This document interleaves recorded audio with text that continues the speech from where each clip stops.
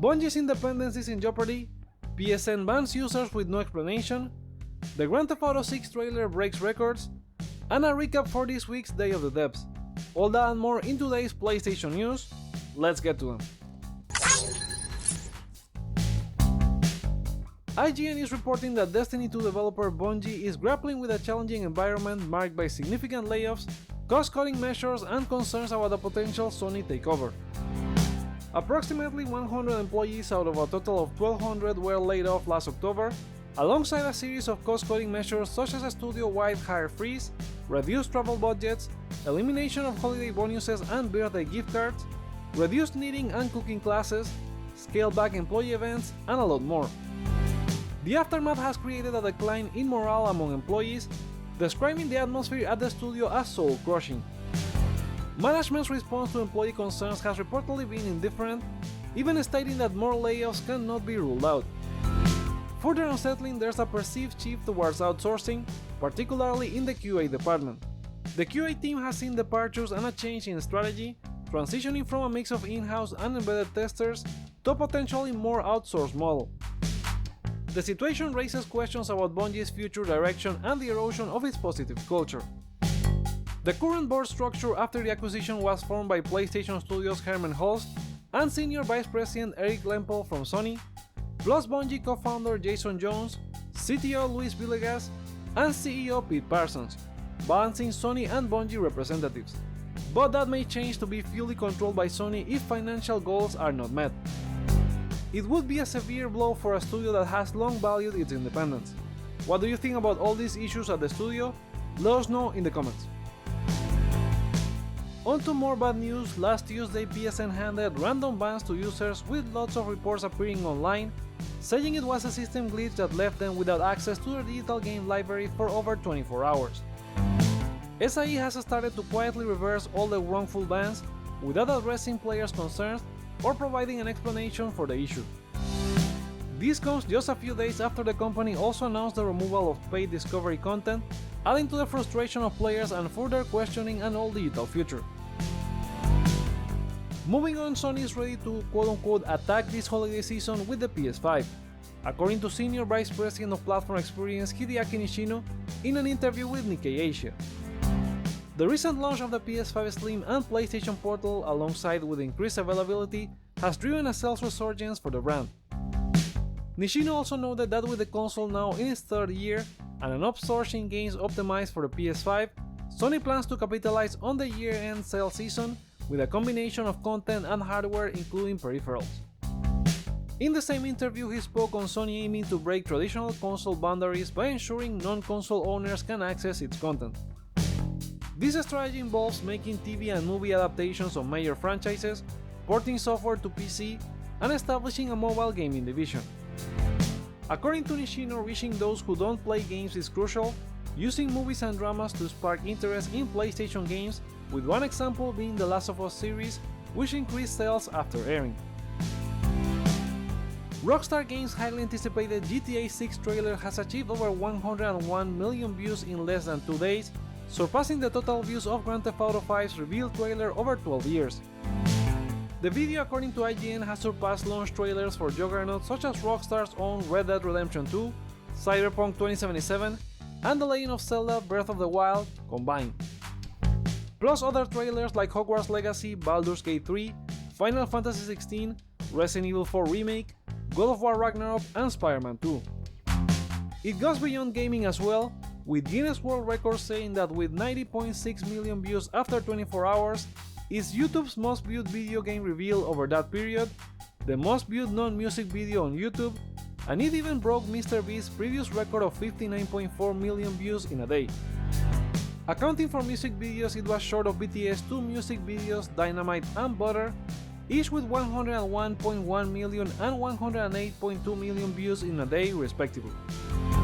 The 90-second trailer leaked on Tuesday to the disappointment of the Rockstar team, who were happy to share their work with the world, but sad that it happened this way. Who knows if holding the hype just a few more hours would have resulted in breaking even more records. What do you think? Share with us in the comments. Day of the Devs returned this week with new looks at indie games celebrating the Game Awards. Here's the PlayStation recap. Thank goodness You're Here comes from Yorkshire studio called Sopper, showing you gameplay as you play as a yellow dude who arrives in the English town of Barnsworth. The adventure game comes out for PS5, Nintendo Switch and PC in 2024. Developer Hollow Ponds, who previously made Huhukum, brought more of Flock, a game very similar to something like Flower, but here you ride a giant bird trying to capture animals for your flock, either solo or multiplayer. Out for PS4, PS5, Xbox Series and PC in spring 2024. The developers of the making of Karateka are bringing their love for classic games with Llamas of the Jeff Minter story, an interactive documentary that lets you get into the mind of the creator with 42 of his games. It launches for PS4, PS5, Xbox One, Xbox Series, Nintendo Switch and PC in the future. Holstein is a psychological horror game set in a 90s Polish town where you are haunted by something ominous. It will have you fighting monsters as it switches from isometric to third-person view and solve puzzles to move forward. It will be out for PlayStation, Xbox, Switch and PC in 2024. Developer Long Way Home is launching a narrative-driven RPG for PS5, Xbox Series, Nintendo Switch and PC in the future. You play as Aster, a fully customizable character who is dedicated to racing following the death of their father in an accident. You can also interact with other characters in between races, give interviews, check cars, and more. The Mermaid's Tongue is coming to PC and consoles in 2024, with the Sniper Clips developer bringing a murder mystery detective adventure where you and your assistant Sally must uncover a mystery by talking to suspects and searching for clues. Open Roads has you playing as Tess and her mother Opal as they embark on a road trip to explore a series of long abandoned family properties as they unearth the past while revisiting places that hold buried memories. Out for PC and consoles in February 2024. We already talked about Ultros in a previous video. The game is a psychedelic Metroidvania where you are stranded in a mysterious ship called the Sarcophagus that holds an ancient demonic being known as Ultros. Out for PS4, PS5 and PC on February 13, 2024. Last but not least, Braid Anniversary Edition is launching for PS4, PS5, Xbox One, Xbox Series, PC and Netflix on April 30, 2024. The classic puzzle platformer is back with hand-repainted graphics and some extras like a soundtrack variant and developer commentary. That's it for all of the PlayStation games at Day of the Devs. Which was your favorite? Let us know in the comments. Now time for a round of quickfire gaming news. The physical version of Avatar Frontiers of Pandora requires an internet connection to install. Players who try to play offline would get a screen displaying the game's logo and release date. The box art also lists the requirement which raises concern about the game preservation. The game launches today on PS5, Xbox Series and PC, but it has not been received very well, with reviewers who cite its open world as Alien Far Cry with not many surprises. Starbreeze, the developer behind PayDay 3, has announced its next project, a Dungeons & Dragons live service game set to release in 2026. The studio has licensed the iconic tabletop RPG for a co-op multiplayer with a game-as-a-service model with crossplay support. The game will be developed using Unreal Engine 5 and will be available on all consoles. During the CCPX 23 event in Brazil, creator Ed Boon has confirmed the upcoming release of a story DLC for Mortal Kombat 1, extending the life of the game. It will follow the same model as Mortal Kombat 11, which received a big story DLC with Aftermath extending the game's narrative. Besides that, Boon teased a big surprise after the story DLC, but didn't give any details. EA has confirmed layoffs at Codemasters, the UK-based developer behind racing games like F1 and EA Sports WRC, but the exact number of affected employees remains undisclosed.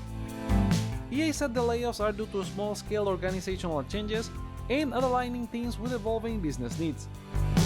The studio was acquired in 2021 and merged with Criterion Games the following year, but Need for Speed Unbound, F1 and EA Sports WRC have not found commercial success despite being well regarded. League of Geeks has halted development on Jump Like Odyssey indefinitely and laid off 50% of its workforce due to rising operational costs, poor early access sales, and the withdrawal of funding opportunities. Studio director Trent Costers called it a devastating position and acknowledged the difficulty of saying goodbye to team members. The remaining team is working on one more patch for Jump Like Odyssey to offer a complete experience It was supposed to launch on PS5 and Xbox Series after its early access on PC this year. The hard year for all makers of games continues. Here's hoping everyone affected in both studios lands on their feet. In a similar situation appeared to be New World Interactive, with a rumor that Embracer and Saber Interactive had closed the Insurgency Sandstorm developer. Parent company Saber Interactive later dismissed the rumors, saying the studio has not been closed down. However, it remains to be seen if it doesn't become a casualty of the restructuring at Embracer Group. The Player's Voice Award, the only award fully voted by the public during the Game Awards festivities, has come to an end. And the final 5 were Cyberpunk 2077 Phantom Liberty, Marvel's Spider-Man 2, Baldur's Gate 3, The Legend of Zelda Tears of the Kingdom, and Genshin Impact, throwing 30 other games over the top rope. The winner will be announced today, maybe by the time you're watching this video. The third DLC for Wolong Fallen Dynasty, titled Upheaval in Jiangxian, is set to launch on December 12. Published by Koei Tecmo and developed by Team Ninja, the DLC introduces a new story chapter depicting Liu Bei's forces fighting against the Elixir threat in Jing Province. It also features a new weapon category, new generals, a new divine beast, new enemies and demons, additional equipment, higher difficulty levels, and more. And those are the PlayStation stories for today. What are your thoughts on them? Let us know in the comments below, give this video a thumbs up or down to let me know your feedback, check out more content you may like as well, such as our predictions for the Game Awards, and subscribe for more on PlayStation. Thank you so much for watching, my name is Joseph, this is Hype for Games, and let's get hype!